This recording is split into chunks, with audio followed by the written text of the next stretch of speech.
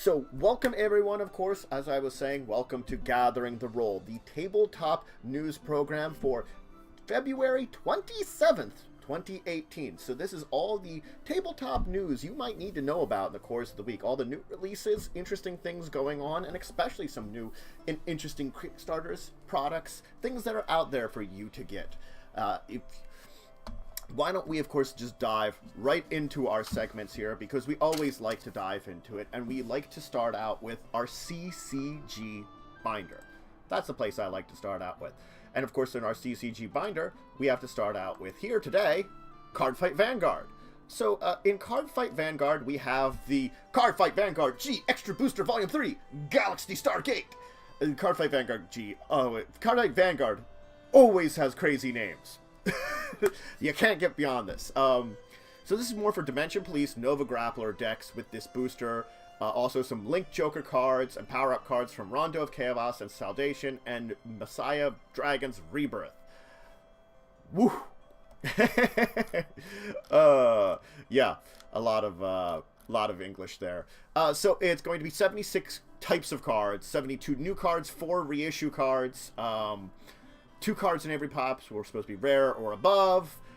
It is supposed to be focusing on Link Joker, Nova Grappler, Dimension Police. 1 pack will contain 7 cards. A booster display will contain 12 cards.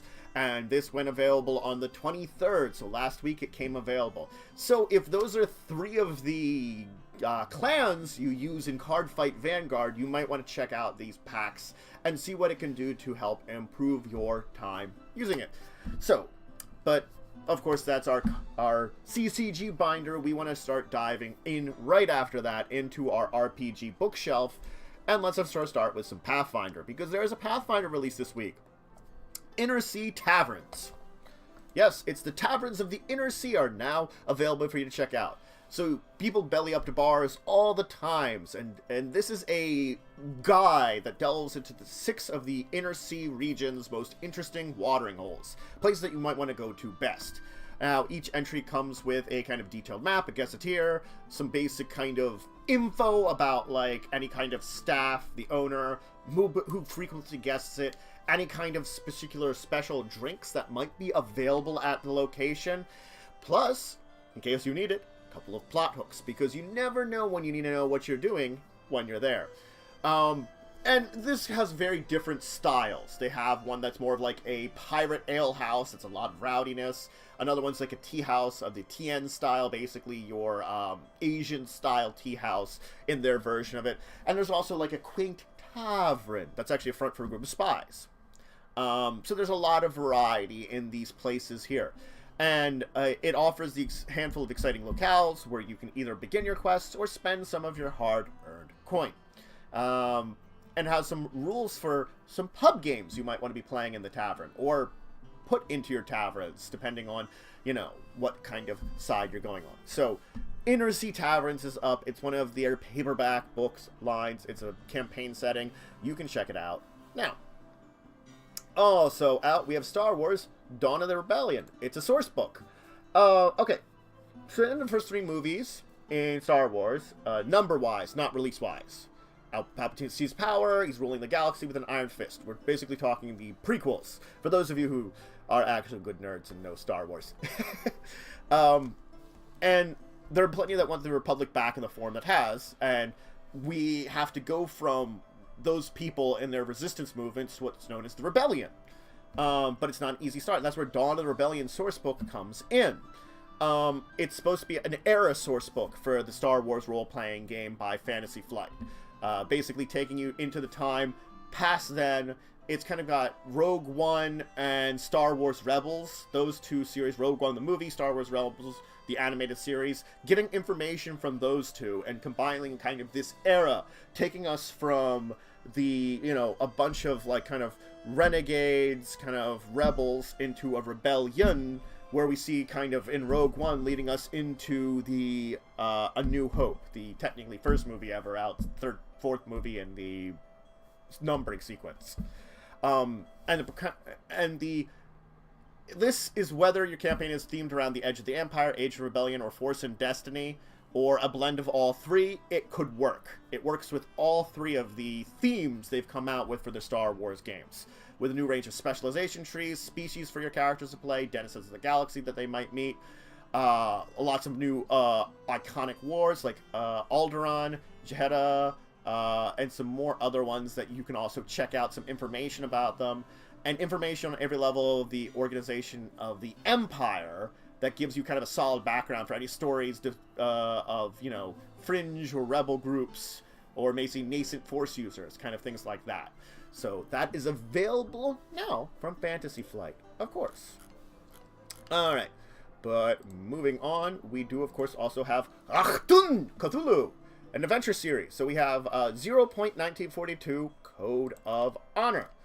So this is Istanbul 1942. It's a neutral city packed with spies.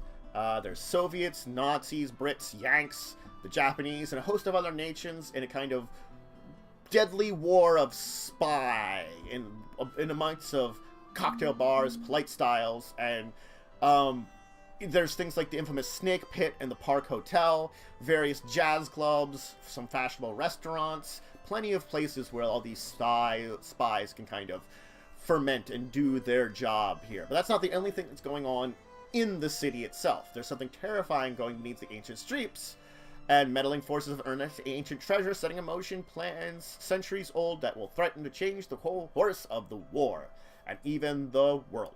It's a multi-session Achtung! Cthulhu adventure with a difference. It features description personalities of 1942 Istanbul, a detailed map of Istanbul from the wartime, rules for both tradecraft and spycraft, secrets and mysteries of Istanbul's, including a new grimoire, and the adventure itself with a lethal conspiracy that you might want to dive into and have your players solve. So it is available now for your Achtung! Cthulhu games. I love saying it like that. I'm sorry. It's the German in me. It's the German in me. Anyway, we're moving on to Moat Monsters, a specialized source book for OGL RPGs. So castle defenses are very survived. You've got your thick walls, but you also have, like, the moats. And, you know, there could be things lurking in the moats of a castle. And that's where Moat Monsters comes in from Skirmish Publishing. And this is basically focusing on fantasy games where, you know, moats are relied on for defenses. And usually they're large discs filled with water. They stop attackers. And it has its real-world traditions. There are moats and traditions. And because a lot of fantasy is, though, magical, to counter the threat of other magic invaders and things like that, you have all kinds of populated monsters. It's basically 20 monsters specifically designed to be ideal with occupying forts and enhancing their natural functions, along with other ways the moats can be made more lethal first lines of defense.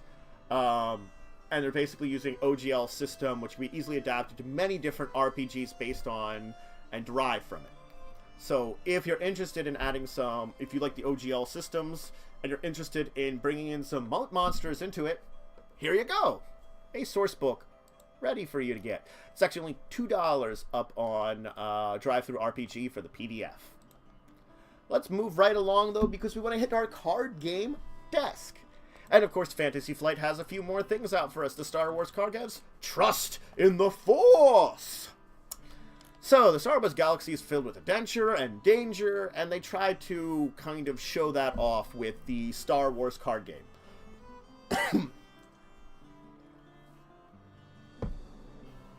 And this is trying to bring together iconic characters from the classic trilogy and Star Wars Rebels animated series together in the Force and Trust, the 5th Force pack of the Alliances cycle of Star Wars, the card game. Yes. You'll find a copy of Obi-Wan that rewards you for walking across factions, and 2 others for remembering the battles of Hoth. Things like walkers, they got 2 towering ones, other various characters. It gives you stuff for like the Battle of Hoth, you know, in there also. So it's got a lot of variety of things that you can check out now for your Star Wars the card game. Also out, though, for the Arkham Horror card game, we have the Black Star Rises, a Mythic Path. So this is the 5th Mythic Path in part of the Carcosa cycle of Arkham Horror, and is available now. So long after the King of Yells performed in Arkham's Ward Theater, strange occurrences have wreaked havoc across the town. and you couldn't find Alice's Arkham. You traced it to Paris, into the catacombs, and you're trying to unravel the mystery because Hastur is coming, the King in Yellow. And you island commute to Mont St. Michael's is both elegant and enigmatic, and you kind of reach here is where the Black Star rises. It's basically you have no hope of escape. It can be either played as a standalone adventure or part of the Path of Carcosa campaign, and has no act deck. Is an important note about it. You kind of have to choose how you meet your doom with 2 agenda decks that are played at any moment, and you investigate the island locations, uncover clues, and try to basically get away. Advancing one agenda brings you closer to opening the lost Path of Carcosa, while the other provides Hastur with a chance to escape into our world, and trying to stop that. So if you are interested in either a small standalone adventure or continuing the Path to Carcosa, you can check out the Black Star Rise now. It's available from Fantasy Flight. Moving on, though, from our card game test to our board game pile, we have Castel. Now, human pyramids are oftentimes made by cheerleaders at sporting events. That's what we traditionally see. But there's other versions of people that get on top of each other and make big towers. And nothing holds a candle to the Catalonia of Castiel, where teams try to create towers of people that reach into the sky. And, most of us don't want to cling onto a human tower and risk falling, but we can still enjoy the tradition of this with a new board game. It brings us the tradition of human tower building of the festivals of Castelonia to your table. It's a strategy game where players guide Castella teams through a year of a festival. Visiting Castellonian cities, expand your team of Castellers, learn tower building skills, and show off your tower building prowess at local performance and festival competitions. You harness your strength, balance, courage, common sense to take your team to victory! I'm pretty sure it's European, and I was trying for a European accent. I probably did a really terrible European accent. Anyway, it's 2 to 4 players, 60 to 90 minutes to play it out. You can check it now. It is up and available. Yeah. But moving on, we have one that's very interesting. Dark Crystal, the board game.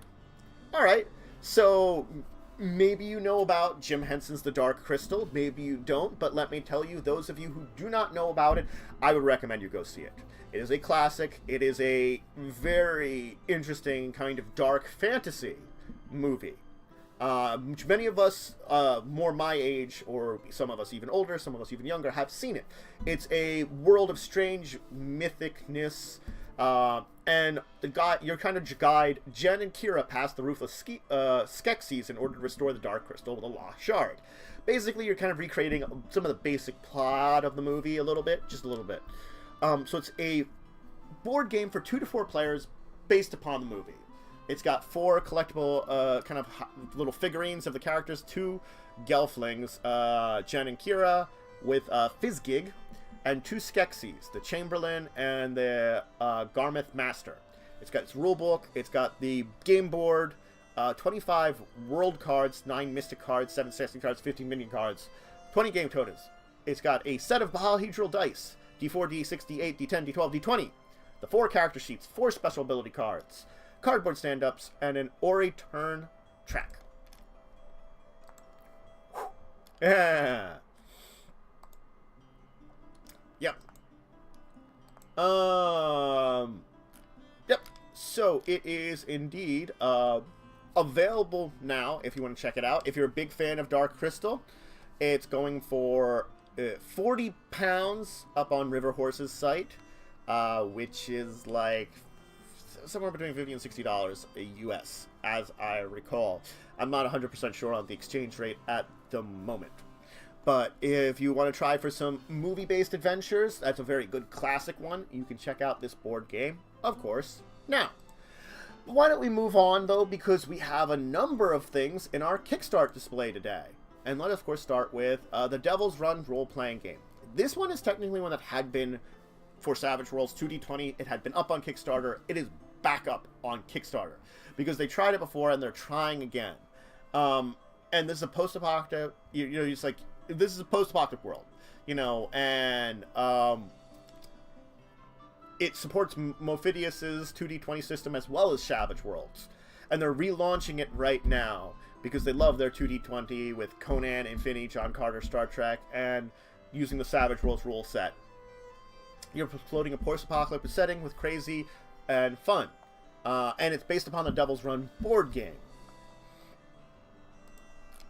So, it has reached its funding.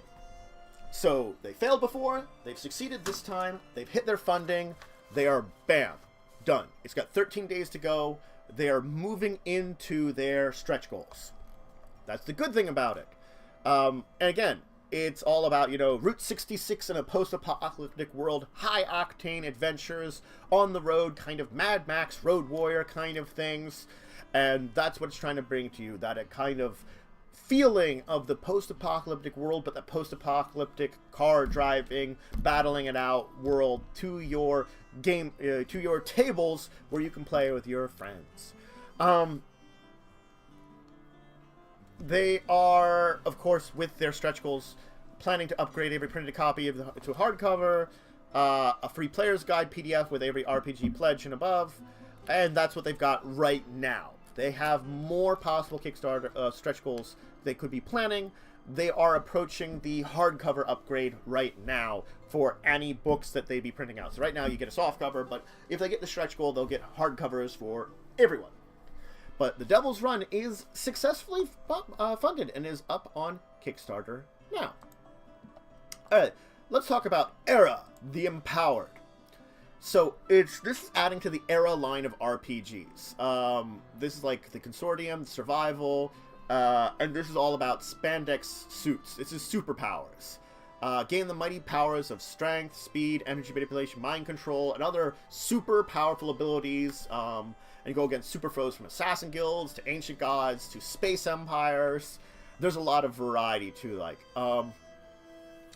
and this is from Era Consortium, Era Survival. They've already had this company that has put these out, has already had this kind of experience with that, and they've kind of got this superhero universe for you, and they're working with someone from the comic industries to help them out.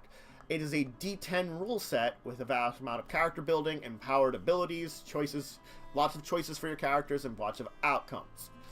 So, it is funded with 18 days to go. So they hit their funding mark. They were only looking for 3,000. They've almost doubled that as of right now. So that means we do have it funded here. I love when you hear about one that's been funded. They are, of course, we got a number of add-ons too, as usual. Most places have add-ons. And the core book is the critical one of this. They have examples of the character sheet, some basic information on their D10 rule set. They're using the Era D10 rule set, so if you played any of the other Era games, you'll know this D10 rule set. If not, it's a very lightweight, dynamic system, which helps you with suspenseful moments and kind of matching on it. It's basically, you roll a number of D10s, attempt to roll higher to give a success threshold. And the more successes, the better it is for you. Sorry. Just give me a second to get a drink again. They do have a number of stretch goals.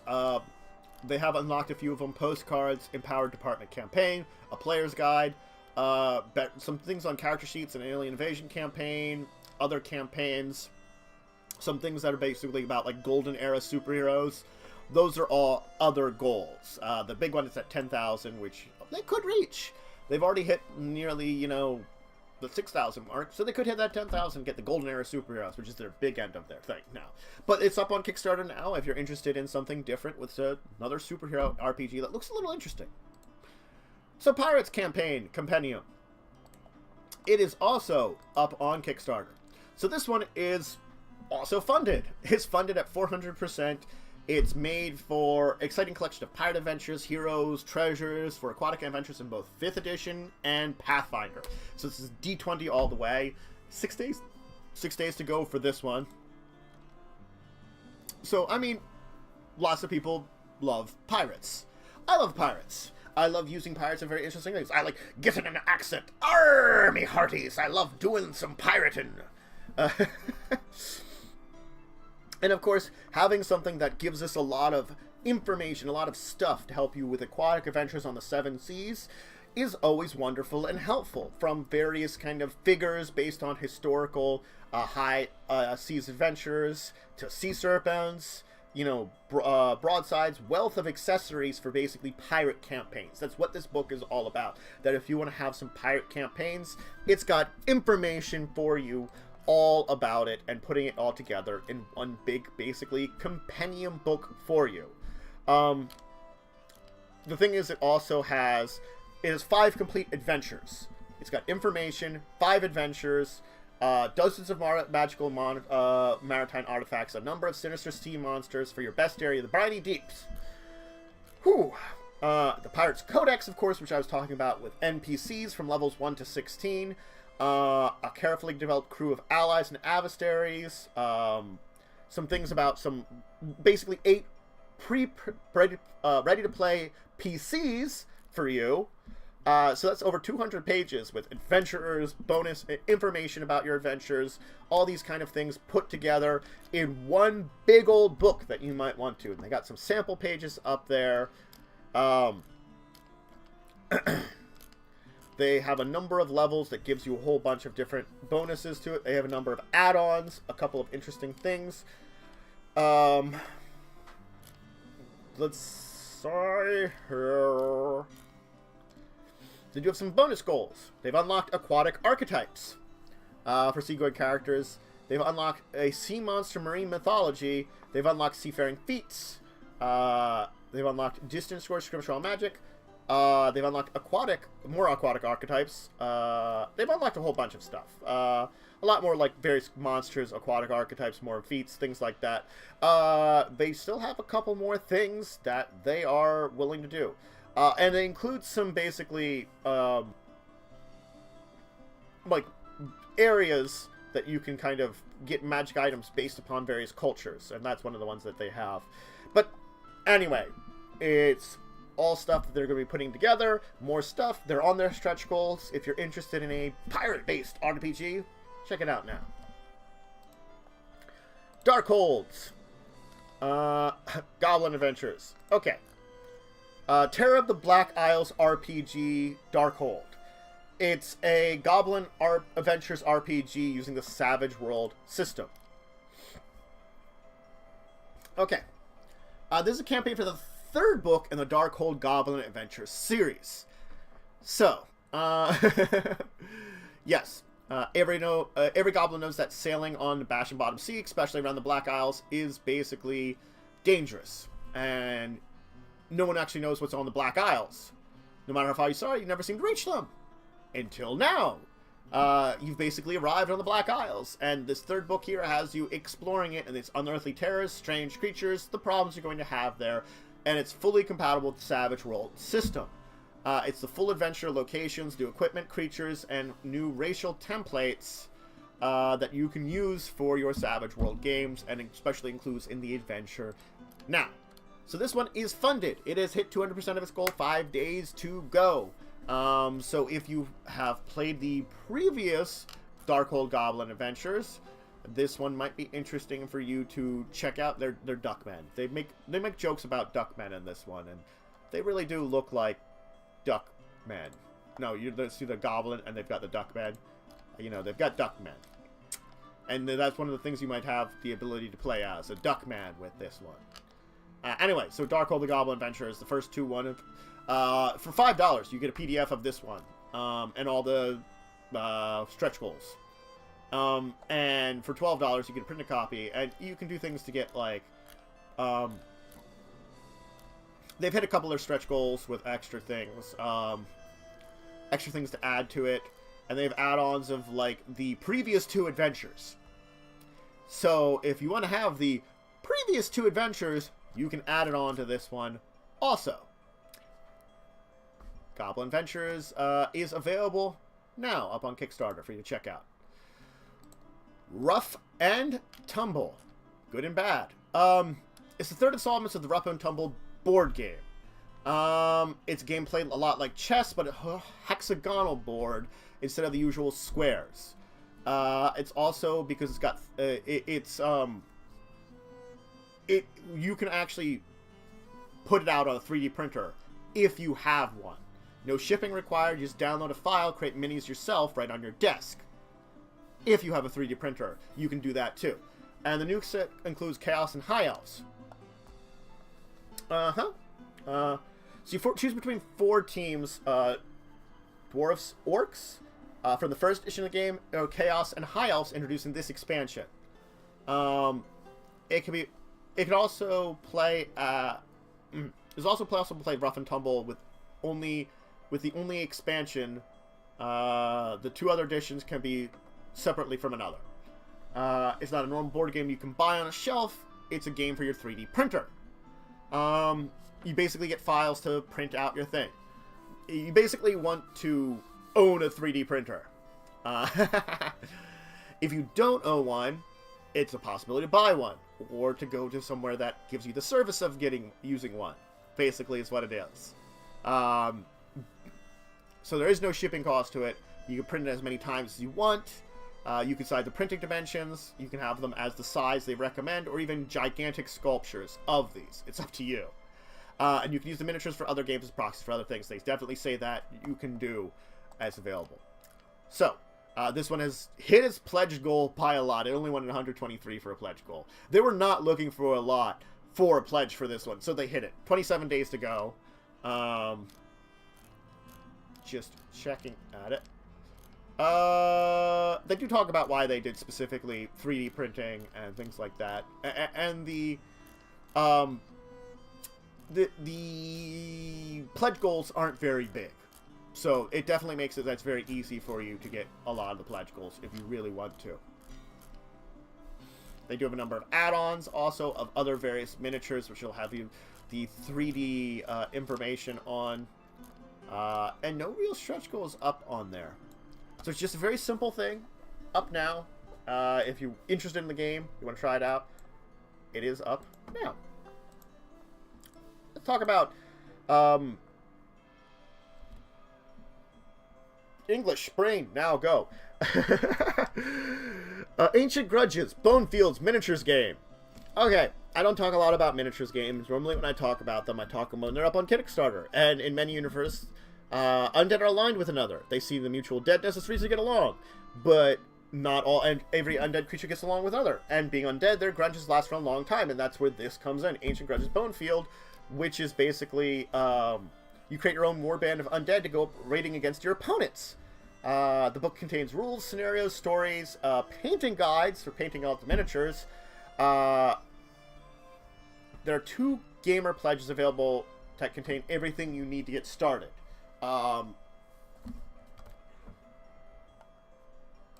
Let's see here. It has been funded with 31 days to go. It is funded by a little bit more. It's like at 125% of its funding. Yes, it's at 125% of its funding exactly. Wow. Good on me, that on that. I guessed that exactly because I was translating it from American dollars to, I think that's pounds. Pounds, probably. And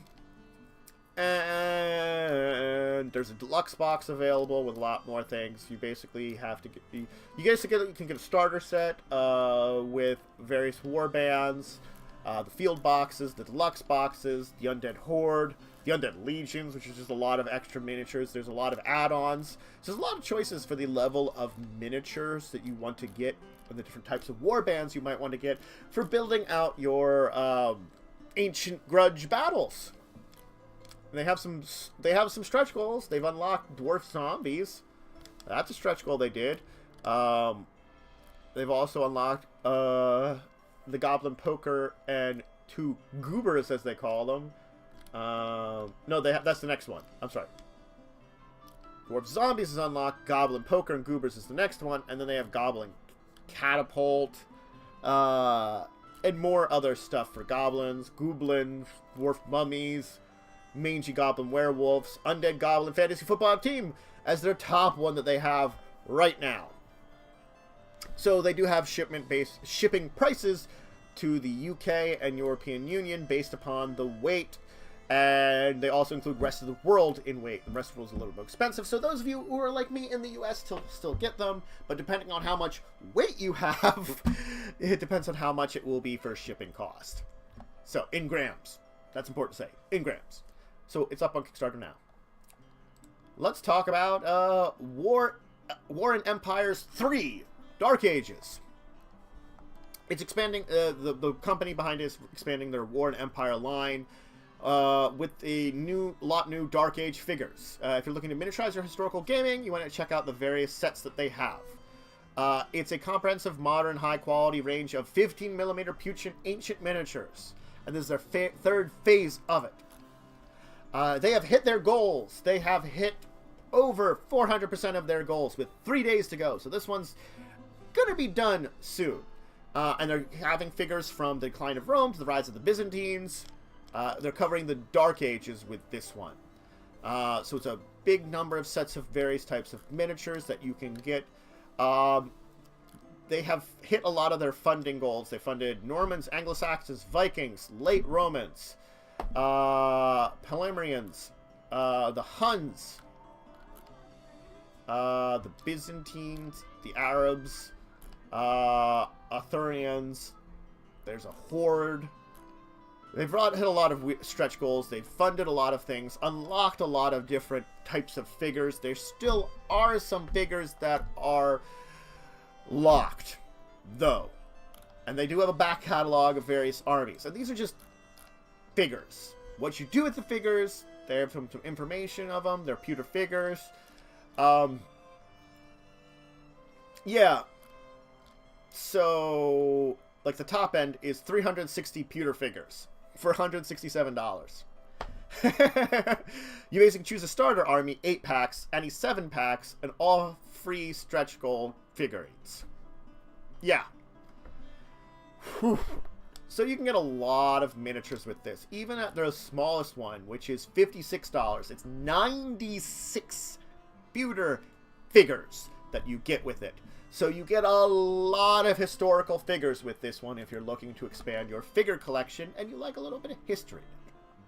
Let's move right on to donning the purple. You know, there's a statement, you know, it's great to be king, but what's better than that? Being an emperor.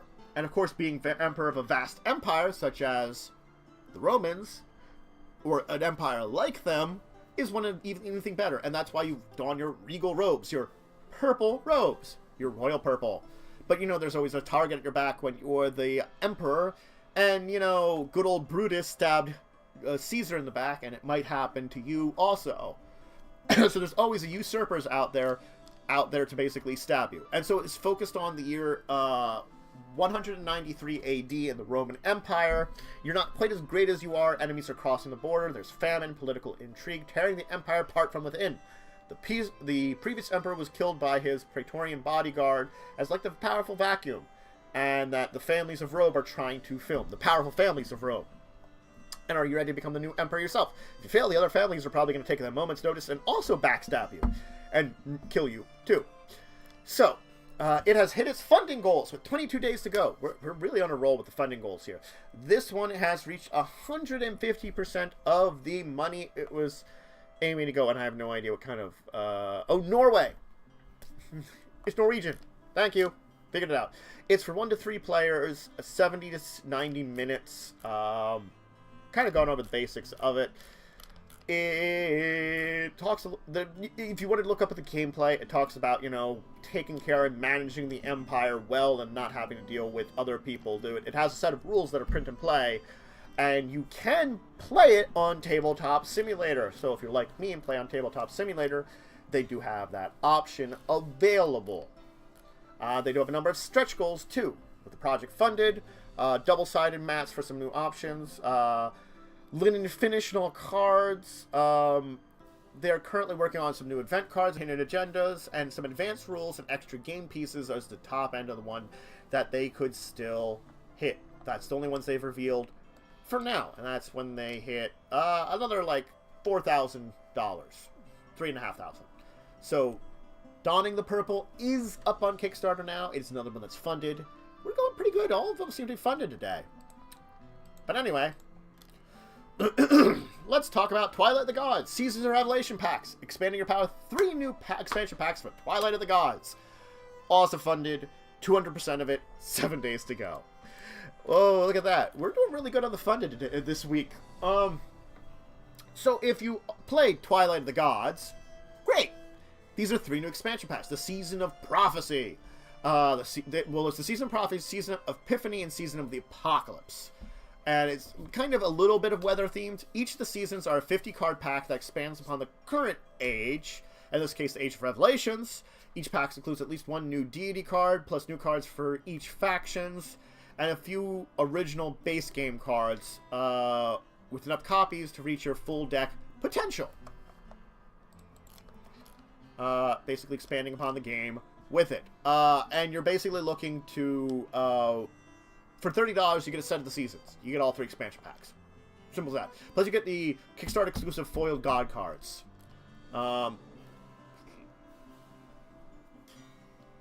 Excuse me. You do need a copy of Twilight of the Gods, Age of Revelations in order to play. English. They do talk about each of them. They do talk about the foil cards. And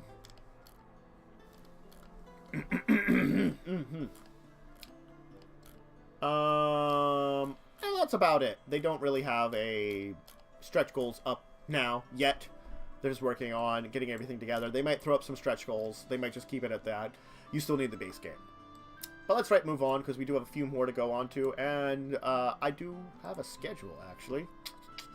So let's talk about Edge of Darkness. So Edge of Darkness is indeed funded at 500% with 24 days to go. Whew. They were aiming for 50,000. They've reached 250,000.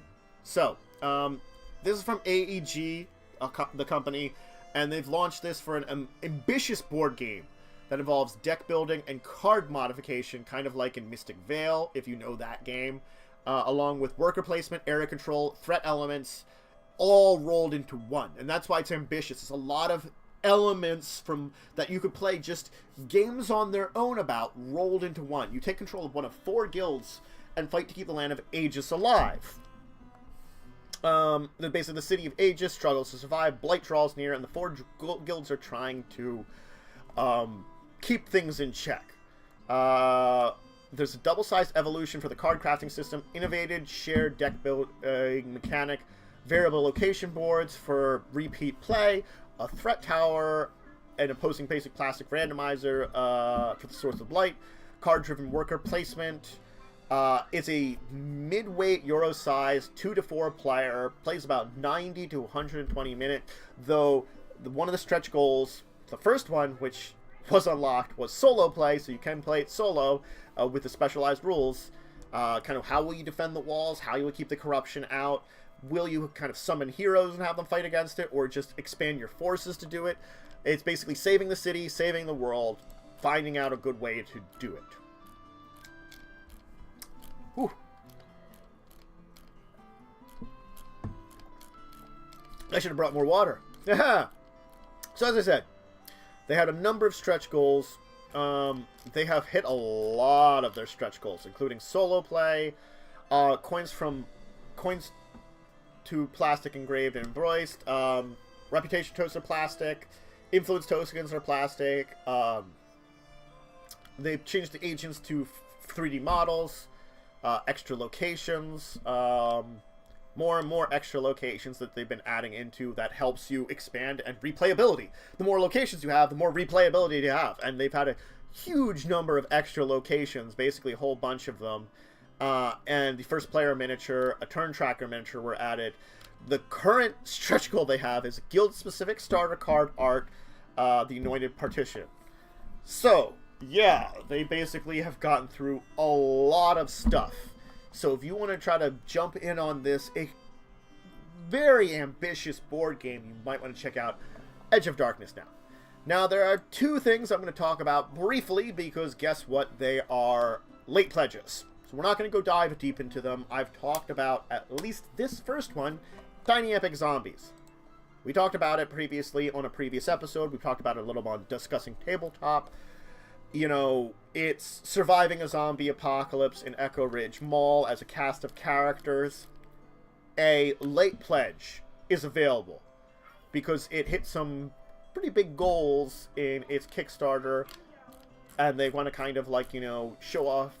There's 5 play modes, a lot of things that you can do, from solo, competitive versus zombie player, competitive, cooperative versus zombie player, to cooperative. A lot of different ways to play, tiny epic zombies. You can check it out. If you're interested in it and you didn't get on the Kickstarter previously, as I said, late pledge is up now. That you can check it out. It's got the meeples that you can attach little weapons to the hands with, so that's always entertaining. Alright.